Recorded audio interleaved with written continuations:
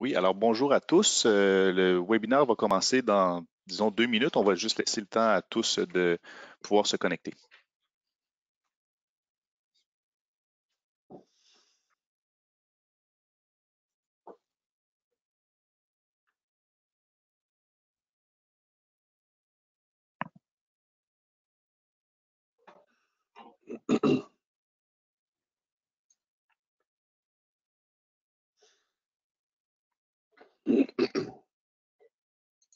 Je vais désactiver mon micro le temps que tu vas parler, Maxime.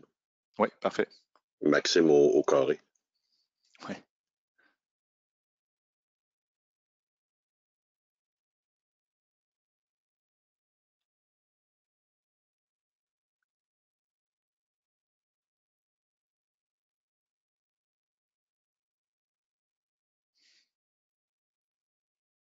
Bon, ben, excellent. Alors, on va pouvoir débuter. Bon matin à tous. Merci d'être parmi nous en grand nombre aujourd'hui.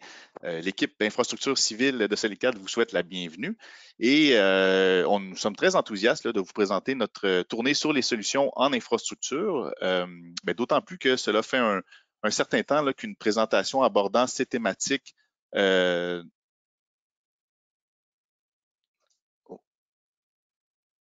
Pardon, oui, OK, excellent. Merci Maxime de m'avoir fait remarquer que la slide n'était pas présentée. Donc, comme je le disais, merci à tous d'être parmi nous et nous sommes très enthousiastes là, de vous, dans le fond, présenter cette tournée sur nos solutions en infrastructure, d'autant plus que cela fait un certain temps qu'une présentation abordant ces thématiques n'a pas été faite au Québec. Notez que les présentations d'aujourd'hui seront enregistrées.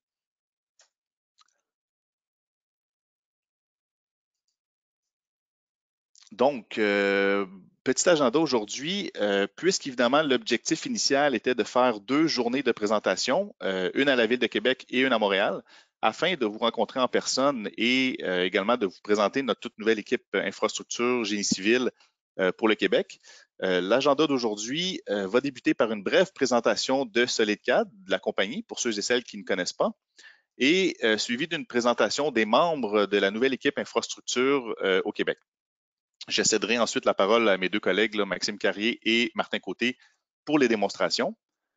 Et comme indiqué dans le courriel d'invitation que vous avez reçu, la journée est subdivisée en 7 modules.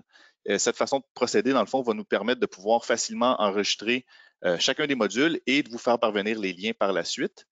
Vous n'avez, dans le fond, qu'à vous enregistrer une fois pour vous connecter aux 7 modules de la journée. Assurez-vous par contre d'enregistrer votre mot de passe et nom d'usager pour pouvoir vous reconnecter facilement, puisqu'une fois un module terminé, vous allez devoir vous reconnecter à partir du même lien pour accéder au prochain module. Chacun des modules sera enregistré et tous les participants seront en mode silence. Si vous avez des questions, vous pouvez nous les faire parvenir via le chat qui est disponible dans le menu GoToWebinar. Nous allons évidemment essayer de répondre à toutes les questions et pour les questions qui n'auront pas été répondues lors du webinaire, vous pourrez nous allons vous y répondre par courriel à l'ensemble des participants inscrits. Donc, bref présentation de SolidCAD, une compagnie Cancel. Alors, vous avez la ligne chronologique de SolidCAD. Donc, SolidCAD a été fondé en 1996 par Michael Coogan et l'entreprise s'est rapidement démarquée comme un leader au Canada dans le domaine de la conception assistée par ordinateur, en faisant notamment l'acquisition de plusieurs entreprises, et ce jusqu'en 2017, où Cancel et SolidCAD se réunissent pour former la compagnie que l'on connaît aujourd'hui, SolidCAD, une compagnie Cancel. Aujourd'hui, SolidCAD constitue le principal partenaire Autodesk au Canada et le seul partenaire Platinum. Et nous possédons là, une équipe en pleine croissance de plus de 100 employés. Alors, nos services, donc chez SolidCAD, nous nous spécialisons dans les technologies qui prennent en charge plusieurs secteurs, notamment l'architecture, l'ingénierie, la construction, les infrastructures civiles, la fabrication et les médias et divertissements. Nous sommes un centre de formation agréé Autodesk et nous employons donc la plus grande équipe d'experts en technologie de l'industrie au Canada, dans tous les fuseaux horaires et dans les 2 langues officielles. Alors, nos services vont évidemment de la formation, du coaching, l'accompagnement, consultation, de l'analyse et de l'optimisation de vos workflows. On fait également du développement de logiciels, personnalisation, et on tient plusieurs événements à travers le pays, dont celui d'aujourd'hui. Alors, voici l'équipe des ventes au Génie civil.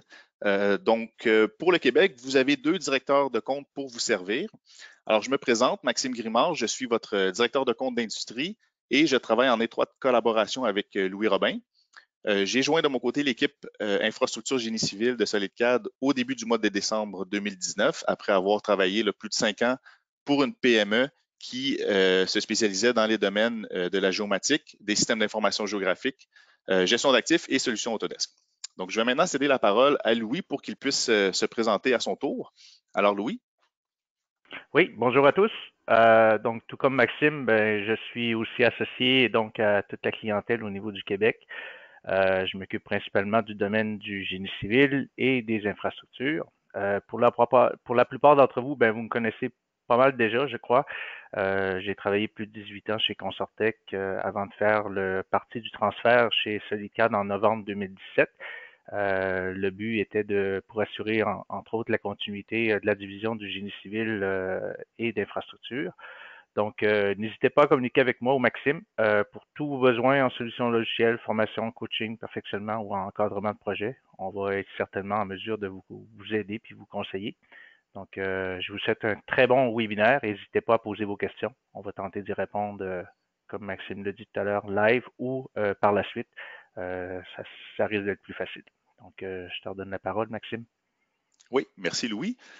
Donc, je vais maintenant vous présenter l'équipe technique au niveau du génie civil. Donc, comme vous pouvez le voir, nous avons des consultants spécialistes dans 4 provinces et vous pouvez également remarquer les différentes spécialisations propres à chacun de nos consultants. Au Québec, vous avez Maxime Carrier et Martin Côté pour vous accompagner dans vos projets. C'est à noter par contre que ces techniciens ne sont pas confinés évidemment à leur province. Ils sont appelés à voyager très fréquemment et souvent également à travailler sur des projets communs.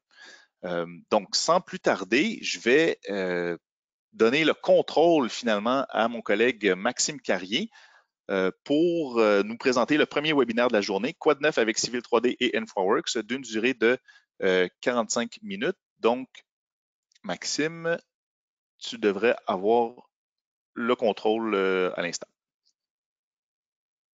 Excellent. Oui, mon écran? Oui, on voit ton écran. Formidable. Bon matin tout le monde. C'est Maxime à l'appareil. Bienvenue à notre première session de la journée intitulée Quoi de neuf avec Civil et InfraWorks des années 2018 des versions en fait 2018 à 2020. Donc, tel que présenté, je m'appelle Maxime, je vais être accompagné de mon collègue Martin. Nous sommes les co-présentateurs pour la journée. On est des spécialistes en infrastructure et en géomatique chez SolidCAD.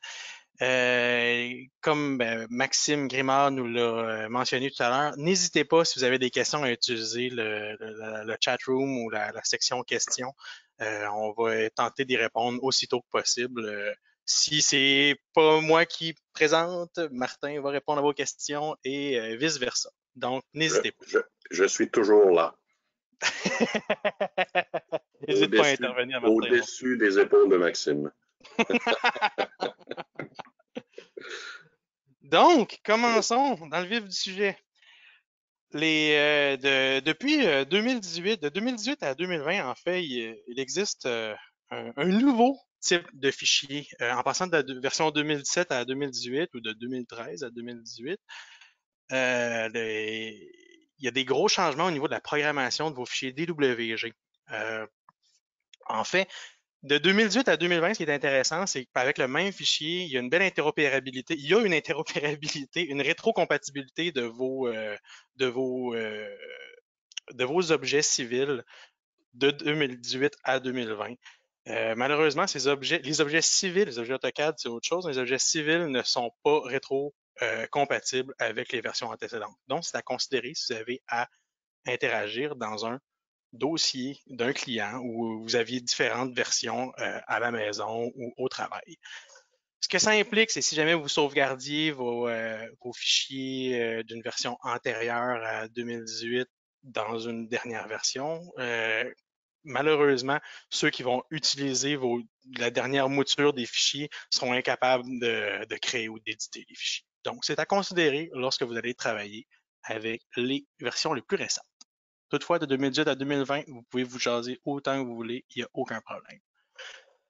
À chaque année, il y a des belles modifications, il peut y avoir des grosses, plus ou moins grosses modifications, altérations d'AutoCAD et de Civil 3D. Aujourd'hui, on va s'attarder aux changements majeurs, pas juste des petites améliorations en performance, vraiment ce qui va changer, ce qui va changer beaucoup en apparence et aussi dans votre production au quotidien. Gardez ça en tête. C'est parti.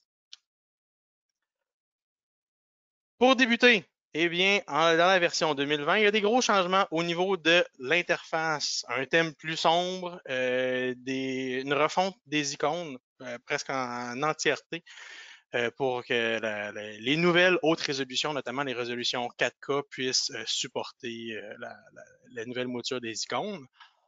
On a très notamment, un nouveau menu d'insertion de blocs qui clash beaucoup avec l'ancien, qui est toujours disponible si vous tapez insert classique. Le nouveau menu d'insertion de blocs pour les dessinateurs, je pense que vous allez apprécier, beaucoup plus beaucoup plus interactif, permet de rester ouvert et de travailler à l'intérieur du dessin en temps réel, comme à peu près n'importe quelle autre fenêtre Civil 3D ou AutoCAD. Accessible, bien entendu, autant dans AutoCAD que dans Civil 3D, donc à considérer. Il y a eu des gros changements au niveau des performances dans la première version de 2020. Ceux qui l'ont essayé vont remarquer que cette fenêtre-là a eu des gros problèmes de performance, prenait plusieurs secondes à plusieurs minutes à s'ouvrir, dépendamment de la lourdeur des dessins. Donc, à considérer, si vous le faites encore, si vous avez encore ce problème-là dès la première installation, faites une mise à jour et tout va se régler. Ensuite, en 2020 toujours, on a un bel onglet des fonctions, des commandes transparentes. Les commandes transparentes, c'est le ruban d'onglet dans les versions précédentes qui se trouve toujours à votre droite dans votre interface. Vraiment pratique. Ça permet, si vous les avez jamais utilisés, bienvenue dans Civil 3D. En fait, les commandes transparentes permettent vraiment de bien. On va les utiliser au cours des différentes présentations. Sont vraiment facilitantes. Elles vont vraiment vous permettre de mieux interagir à l'intérieur de vos objets, travailler par rapport à un alignement, travailler par rapport à vos dessins de profil. On s'en reparlera en temps et lieu, mais c'est vraiment intéressant. Le nouvel onglet est beaucoup plus aisé pour travailler avec les commandes transparentes, avec des belles descriptions, des beaux gros icônes. Donc, c'est à considérer. Peut-être que ça va vous encourager à les utiliser.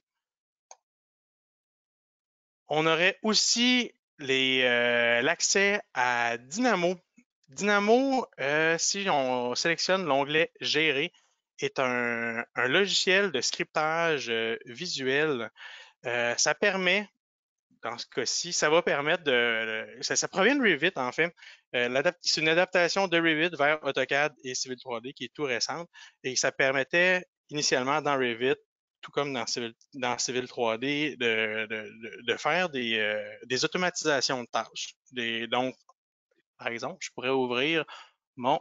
J'avais un cas bien intéressant, ça pas très long, je le retrouve. Tiens, je le retrouve pas, mon dossier, pas plus grave. Import, export, yes, celui-là. Vous voyez, ici, j'ai une fonction vraiment intéressante qui me permettrait, par exemple, d'exporter chacun des coins pour chacune de mes tranches, pour chacune de mes, comment je peux dire, pour chacune de mes fréquences dans mon corridor, je peux me permettre d'extraire les coordonnées X, Y, Z automatiquement pour chacun de mes liens, chacun de mes codes qui ont été identifiés. Donc, c'est vraiment intéressant. C'est des petites automatisations comme ça qui pourraient peut-être vous être pratiques ou qui vous encourageraient potentiellement de lâcher votre coding list et d'aller utiliser l'éditeur de Dynamo. Je vais vous donner un petit exemple visuel de ce que ça peut avoir l'air. À l'intérieur de Dynamo, c'est un scriptage visuel. On part du dessin et là, dans mon contexte, on extrait la donnée des corridors pour organiser un tabulaire Excel et terminer avec exactement la forme qu'on souhaite. Vraiment une belle application intéressante qui est vouée à grandir, évoluer et vraiment ouvrir des belles portes au niveau de l'automatisation des tâches et de la customization de vos applications. Il y a des gros changements aussi au niveau des alignements et des profils. Pour vous donner un petit exemple, aujourd'hui, on est capable de produire. Si vous les avez jamais, les avez jamais utilisés, il y a vraiment une application intéressante qui est la production d'axes de décalage pour produire vos intersections, par exemple, dans ce coin-ci. Pour aller chercher, par exemple, des lignes de base au niveau des virages, au niveau des lignes de rive. L'utilisation des axes de décalage et des axes de raccordement, qui sont des nouveaux objets dans les dernières versions, est vraiment, vraiment charmante. Par exemple, si j'utilise chacun de mes axes principaux croisant mon intersection, je lancerai à partir de l'onglet contextuel l'axe de décalage. Ici, je m'étais pris en note que les voies pavées étaient de 4,5 mètres de part et d'autre. On est capable, en produisant les axes de décalage, d'aussi produire des profils de design en respectant une ligne de profil qui est prédéfinie. On est capable de la appliquer. Dans mon contexte, j'ai un sens d'écoulement de 2% de part et d'autre. Je suis capable de les appliquer et d'appliquer le offset et horizontal et vertical à mes profils de design. Donc, en le faisant sur chacun de mes axes. C'est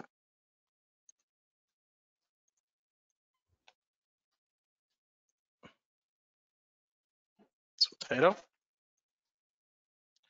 En le faisant sur chacun de mes axes, par exemple, ici, c'est 4,75 de part et d'autre. Je valide que mon profil est bon, tout est beau. On est capable de se produire des axes en offset pour produire des axes de raccordement. Les axes de raccordement, les axes offset, en effet, c'est des offsets et 2D et 3D des informations à l'intérieur de nos alignements. Très intéressant. Mais on est capable aussi de produire pour pouvoir automatiser autant que possible la transition, la création de lignes de base pour nos transitions, nos intersections. Capable de produire des axes de raccordement. L'axe de raccordement, lui, tous ces axes-là vont être dynamiques, vont être relatifs aux axes à partir desquels on a été créés. Vous allez voir, ça va être vraiment charmant. Je confirme que c'est bien ce coin-là. Je vais lui dire que le rayon de courbure est d'environ 12 mètres. Ce que l'axe de raccordement va faire ou l'axe connecté va faire, va permettre de partir de deux profils de design et de faire une transition smooth d'élévation par exemple, dans ce cas-ci, d'une bordure de pavé à une autre. Même chose de l'autre côté. Non, pas l'axe de décollage, axe de raccordement. On sélectionne un premier axe, on sélectionne un deuxième axe, on clique approximativement l'angle dans lequel on veut faire notre axe de raccordement, on valide avec un Enter, on valide que notre angle de courbure, notre rayon de courbure est excellent, super, et une fois que c'est fait, on a des beaux axes qui sont, ma foi, très dynamiques. Donc, comme l'ensemble, comme les axes de décalage ont été créés à partir de l'axe que je manipule à l'heure actuelle, ils vont bouger dynamiquement si jamais on a des altérations de design. Et comme mes axes de raccordement sont dépendants de mes axes de décalage, on a vraiment une transition smooth si on a des modifications qui serait-ce légères dans notre design. Donc, on a aussi la possibilité depuis tout récemment d'ajouter des objets croisant nos lignes de dessin de profil en long. Lorsque vous sélectionnez vos dessins de profil et que vous ouvrez pavé de lancement, il y a cette nouvelle option qui existe, qui est ajouter des intersections au dessin de profil en long. Ce que ça fait, c'est un peu à l'image de vos vues de coupe, tout ce qui va être transversal à mon axe ici peut être représenté par un point, par un symbole. Par exemple, si je sélectionne mes deux lignes caractéristiques de terrain ici, qui sont là, un peu lorsque vous projetez la même chose que lorsque vous projetez des objets dans une ligne de profil en long, d'habitude, vous verriez les élévations qui sont proposées, quelle est la représentation que vous voulez avoir, le style d'étiquette, j'en passe, et en 2 temps, 3 mouvements, on est capable de voir en quel point nos lignes caractéristiques de terrain viennent croiser et à quelle élévation viennent croiser notre vue de profil. On peut aussi, depuis peu, lorsqu'on crée des tangentes pour créer des designs routiers, il n'y a pas si longtemps que ça, on était incapable de créer. Oh, petit bug. On était incapable de créer des éléments de tangente des éléments de tangente fixes de droite à gauche. Et maintenant, ce n'est plus un problème. Il suffit simplement de tracer de part et d'autre notre dessin. C'est des petites choses, des petits détails qui sont, ma foi, fort simples, mais qui sont irritants au quotidien lorsqu'on fait des designs. Gauche à droite, droite à gauche, ça devrait être la même chose, mais jusqu'à tout récemment, ce n'était pas programmé de cette façon. Des corridors.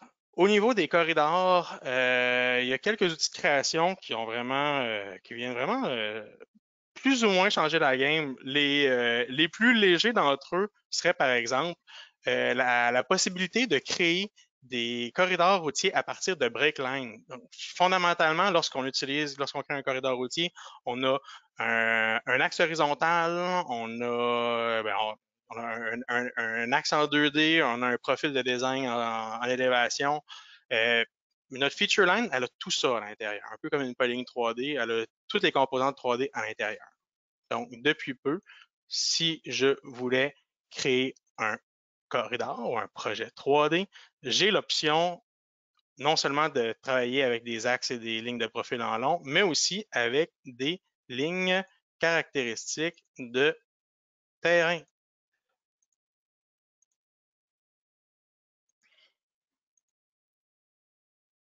Donc, en 2 temps, 3 mouvements, j'utilise l'élément, par exemple, un centre-ligne de route pour être un bon exemple de ligne caractéristique de terrain. Un centre-route tel qu'existant. Donc, c'est une possibilité parmi tant d'autres de créer aujourd'hui des corridors. Vous êtes peut-être familier aussi avec l'illumination de beau temps, et comme on voit à l'intérieur dans des coins un peu plus sharp, dans les virages un peu plus sharp, lorsqu'on vient à éliminer cette espèce d'effet de boucle qu'il y a à l'intérieur de notre corridor, on a l'option de le faire manuellement. Celle-là existe depuis déjà un certain temps. Mais depuis peu, à l'intérieur de nos paramètres d'objets, on a la possibilité, je vous encourage de le faire à même vos templates, lorsque vous ferez votre prochaine mise à jour, vous avez la possibilité d'effacer automatiquement les options de nœud.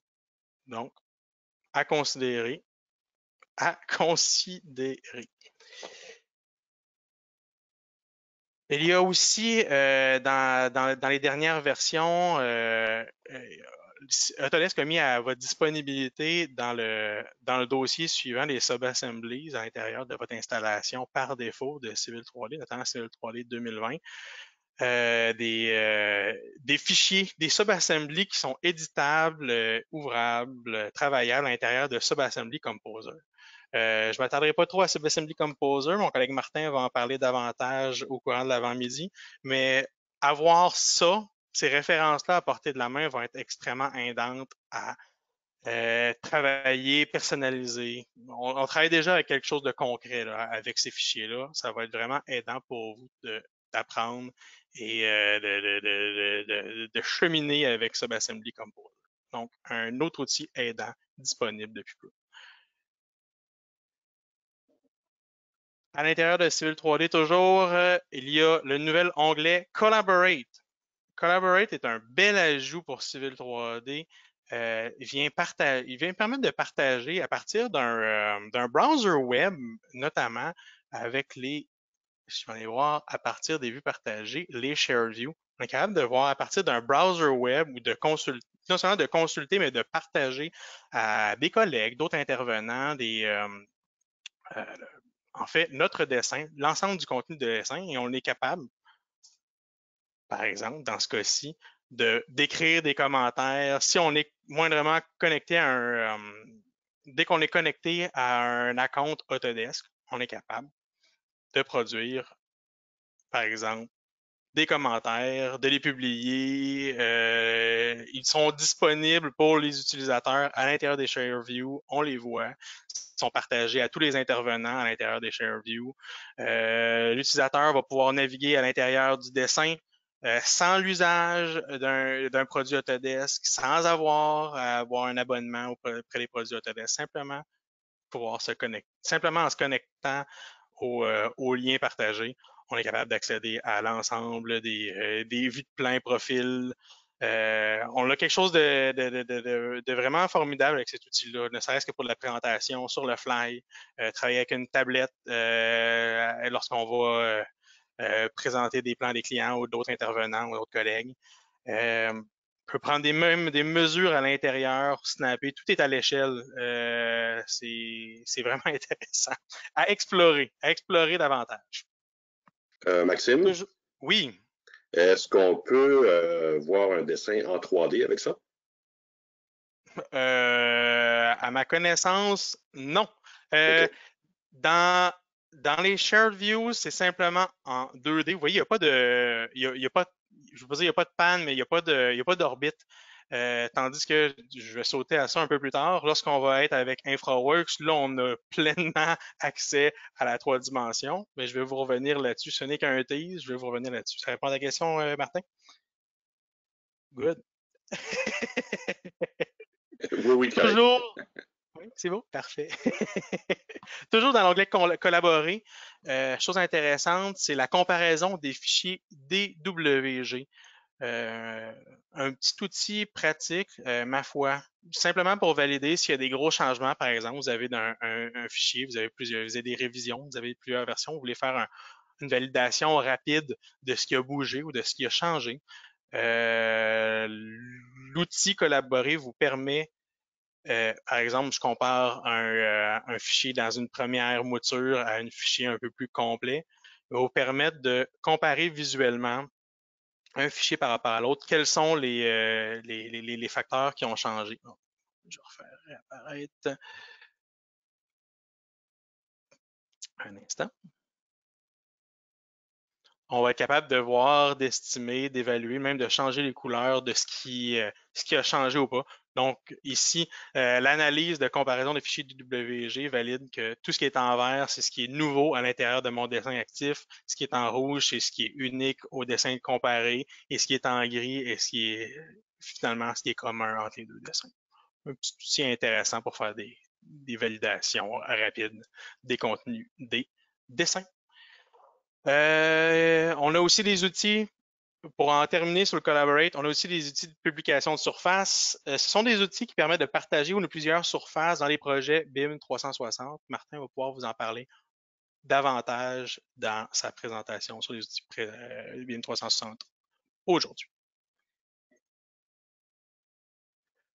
Au niveau des réseaux de canalisation, il y a aussi des bons changements. On a eu l'arrivée d'Infrastructure Part Editor, qui est une nouvelle mouture c'est pas une nouvelle mouture, c'est pas un potentiel remplacement, mais c'est une alternative à Part Builder, qui est le créateur d'objets paramétriques à l'intérieur de Civil 3D.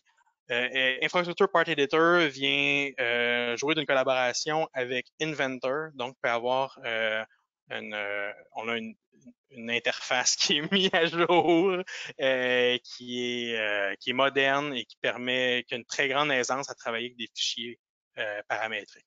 Donc, on pourrait désigner des parties uniques, par exemple des massifs de béton souterrains dans Inventor, les passer dans la mouture d'Infrastructure Part Editor et les incorporer à l'intérieur de nos designs. Tant dans Civil 3D que vous allez voir dans InfraWorks.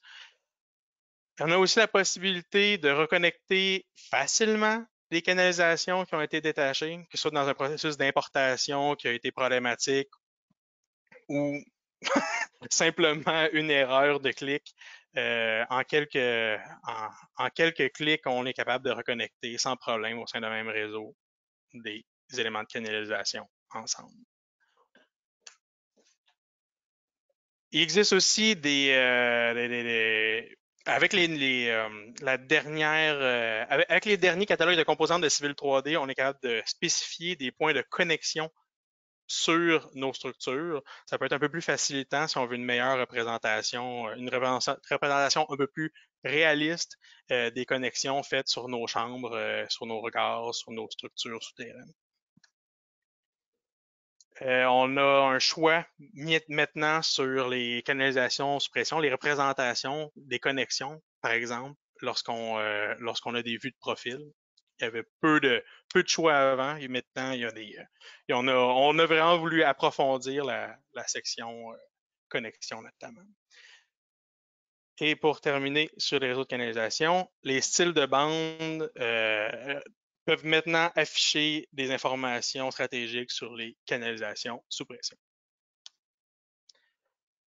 Sautons à InfraWorks. InfraWorks a exactement le même, pour les réseaux de drainage, va utiliser exactement le même catalogue que Civil 3D au niveau des infrastructures, de l'infrastructure Part Editor, la nouvelle mouture.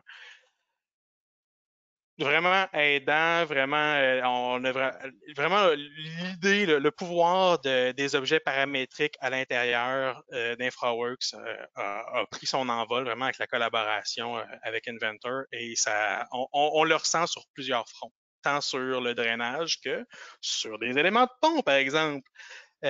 Toujours dans l'idée d'une composante paramétrique, maintenant des objets, pas juste des éléments de pont, mais des modèles, il y a des modèles 3D à l'intérieur des dernières versions d'InfraWorks qui vous permettent pas juste de changer un modèle 3D en échelle, mais aussi simplement la longueur, les tailles de certaines composantes de ces modèles 3D-là. Donc, c'est à explorer, bien honnêtement, c'est à explorer. Le transfert des modèles de pont est un peu plus est vraiment aisé maintenant aussi. Ce n'est qu'un right-click à l'intérieur. Un petit exemple visuel, si je me pitch dans Inventor, ce n'est qu'un right-click. Si je sélectionne mon pont, par exemple,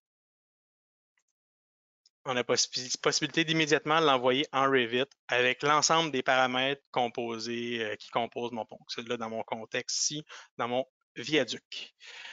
On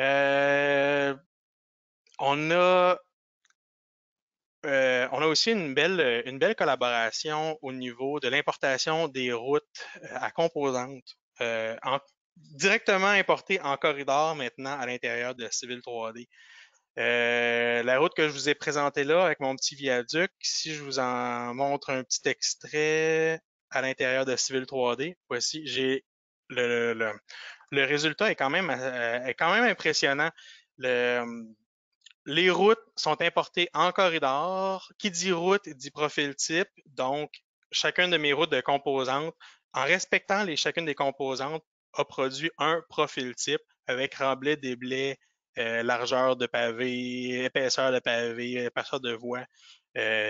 Tout ce qui est, c'est des représentations simples, donc ça mérite d'être édité et réévalué pour votre design final. Mais pour un design préliminaire, c'est vraiment intéressant. Puis on voit nos ponts sont importés en tant que bloc 3D, d'un solide 3D. On va avoir la capacité de faire des tranches, faire des profils transversales à partir de cet objet-là.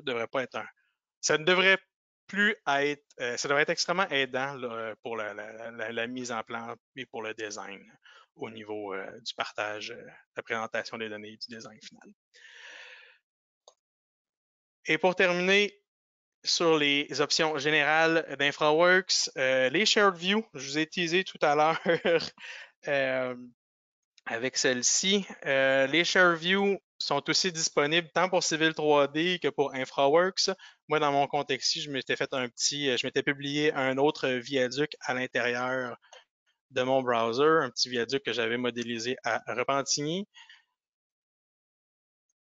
Donc, au même titre que pour les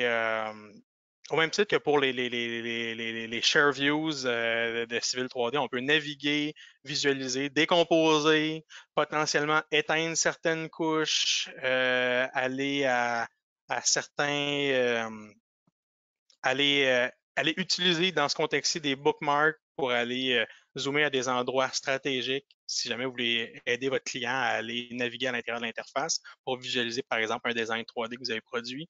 Vous et vos intervenants peuvent produire des commentaires que tous peuvent voir à l'intérieur de votre interface. C'est vraiment, vraiment agréable. Et tous commentaires qui sont créés sont publiés et communiqués à l'intérieur du modèle. Donc, l'utilisateur qui travaille à l'intérieur du modèle va voir les commentaires apparaître à l'intérieur de son interface. Gros point puissant pour InfraWorks au niveau des share views aussi. InfraWorks, dans la dernière version, la version 2020, 2020, je pense, 0.1 ou 0.2, c'est muni d'une nouvelle interface. L'interface a été refondue pour ressembler un peu plus aux autres produits Autodesk avec les bandes d'icônes. InfraWorks, je vous le rappelle, clashait un peu initialement sur son produit. Mais maintenant, l'interface peut-être un peu plus facilitante au niveau de la visualisation, un peu plus, à mon sens, beaucoup plus intuitif au niveau de la navigation. Le InfraWorks se connecte maintenant aux bases de données sans problème aux bases de données ArcGIS, qu'elles soient un accès aux bases de données en ligne via un account ou qu'elles soient reliées à des bases de données personnelles à l'intérieur d'un serveur ou de votre ordi auquel vous êtes connecté. Évidemment, offre aussi la possibilité non négligeable d'écrire tout ce que vous prenez, vous pouvez aussi le modifier et le renvoyer vers les bases de données ArcGIS. Donc, je pense que c'est plus ça qui est à considérer dans les gros changements. Aujourd'hui, il y a les meilleures distinctions au niveau des différents layers de surface lorsqu'on travaille notamment avec nos profils de design. Par exemple, dans ce contexte, notre profil d'une route à composantes, on est capable de voir l'ensemble des routes, des ponts, des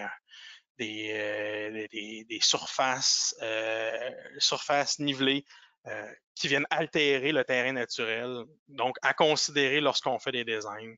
Il y a vraiment un bel ajout au niveau manipulation et visualisation des données de surface.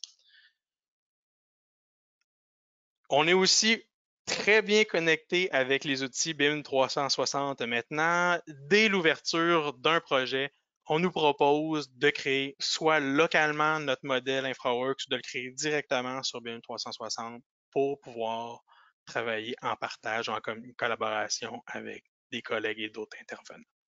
Vraiment aidant au niveau du connecteur BIM 360. Les routes. Toutes les routes design ont été converties en routes composantes. Donc, si vous avez travaillé avec les anciennes moutures d'InfraWorks, on a simplifié de beaucoup la création des routes complexes à l'intérieur de InfraWorks. On a une belle option de régénération aussi qui s'est ajoutée, j'appelle ça la Delayed Regeneration, ce qui permet, par exemple, à l'intérieur d'un design 3D, si vous avez à faire par exemple, des modifications dans votre profil, moyennant que vous avez génération du modèle, que vous avez cliqué la régénération retardée, si vous avez trouvé douloureux par le passé de modifier les élévations de chacune de vos nodes, de faire un design 3D de votre de vos routes de composantes, parce qu'à chaque fois que vous modifiez une élévation, le modèle 3D se régénère et ça ralentit le processus. Bien maintenant, tant aussi longtemps que vous ne cliquez pas à l'intérieur de votre modèle, vous ne demandez pas une régénération, bien vous pouvez opérer votre design, vos modifications de votre design à votre guise, sans encombre. N'est-ce pas? Fantastique. Et bien entendu, les choix de matériel de rendu pour les remblais et déblais peuvent être choisis indépendamment. Un autre bel ajout au niveau des représentations, si par exemple, j'ai une section ici que je voudrais pour mon déblai, pour mes ombres en déblai, avoir une pente avec un peu plus inclinée, avec de l'empierrement versus un terrain un peu plus large, un talus un peu plus large, gazonné. J'ai le choix de le faire, c'est simplement dans les options de vos routes à composantes. On est capable de produire des calculs de volume multiples et aussi par chaînage. Donc, si vous sélectionnez plusieurs routes à composantes, vous allez pouvoir faire vos calculs de Earthworks, matériaux live, simultanément sur l'ensemble de ces objets. Vous pouvez aussi faire un calcul par chaînage ou par section directement à l'intérieur d'InfraWorks. Vous avez aussi un fin contrôle au niveau des points, au niveau des propriétés des points d'intersection verticale. Par exemple, si je retournais à l'intérieur de ma vue de profil, chaque élément textuel que vous voyez ici peut être cliqué, par exemple, le facteur K, la longueur de courbe, l'élévation plus précisément, pourrait être édité, pourrait être mis, par exemple, à 3,80 et on serait capable de faire des éditions. Évidemment, j'aurais pas dû faire ça, mais on a la possibilité d'avoir un contrôle fin sur chacun des éléments, que ce soit la longueur de courbe, que ce soit le facteur de design, K que vous voulez considérer. C'est des modifications manuelles vraiment, vraiment aidantes qui permettent de limiter le back and forth dans un design de profil de Civil 3D à InfraWorks, à Civil 3D à InfraWorks. On est capable de conserver le contrôle à l'intérieur d'InfraWorks. On a aussi une super option qui est le drapage de profil. Donc, si jamais vous avez simplement cliqué à quelques endroits une route préliminaire, vous pourriez aller directement draper la route avec l'option draper la ligne de profil en long pour pouvoir épouser au mieux possible le terrain naturel à l'intérieur de votre profil. Donc, vous êtes à un clic de pouvoir avoir le design le plus smooth que vous pouvez avoir. Et, mon Dieu, je vais vous éclencher ça. Et ceci conclut les nouveautés pour Civil 3D et InfraWorks, les gros hitters des dernières versions. Nous sommes l'équipe infrastructure, tout au complet. Merci de nous avoir écoutés. Notre prochaine présentation démarrera sous peu avec mon collègue Martin Côté qui va prendre la barre. Je vais redonner le contrôle à mon collègue. J'espère que j'ai bien choisi.